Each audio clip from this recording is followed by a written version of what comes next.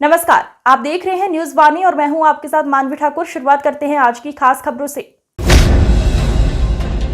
UP से जल शक्ति मंत्री स्वतंत्र देव सिंह बाढ़ से हुई कटान का जायजा लेने आज पीलीभीत के बिसलपुर पहुंचे। बिसलपुर में बहने वाली कटना नदी में हर साल बरसात में जलस्तर बढ़ जाता है, जिससे आसपास के इलाकों में कटान शुरू होना होता है, जिसमें किसानों का भारी नुकसान हो जाता है। इसलिए इस बार कटना नदी के किनारे पत्थर की दीवारें बनाकर बाढ़ से होने वाले कटान को रोकने का इंतजाम किया गया है, जिसको देखने के लिए यूपी के जल शक्ति मंत्री स्वतंत्र देव सिंह, पीलीभीत जिला अध्यक्ष संजीव प्रताप सिंह, जिला मंत्री आयुष कुमार मिश्रा के साथ पहुंचे। मंत्री जी ने यहां पौधारोपण भी किया।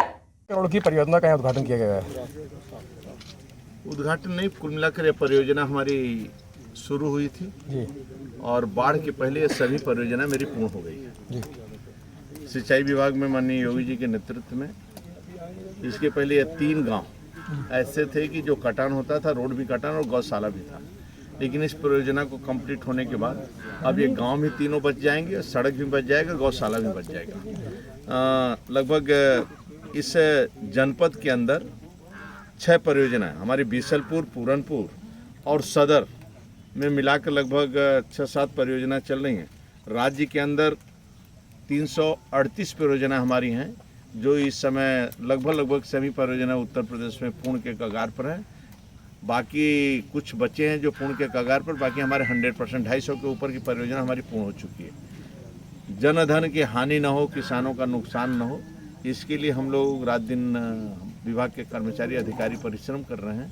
और इसीलिए हम लोग भी निकले हैं कि आगे भविष्य में बाढ़ आने की संभावना है, तो हम लोग अपने स्तर से तैयार हैं और उस चुनौती को हम लोग स्वीकार करेंगे।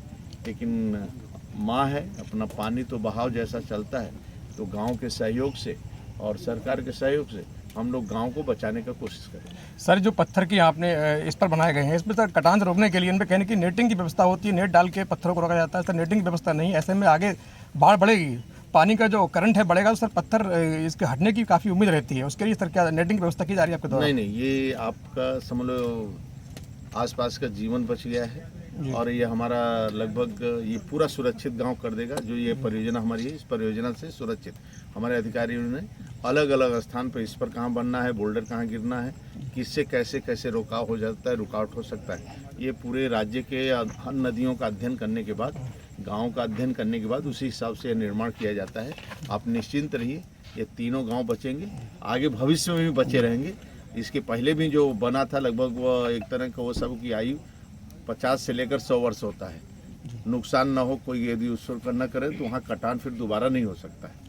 इसलिए ये सुरक्षित रहेगी, आप निश्चिंत रहिए। सर, ग्रामीण अंचल जो इलाका होता है आज की खबरों में बस इतना ही। देखते रहिए न्यूज वाणी।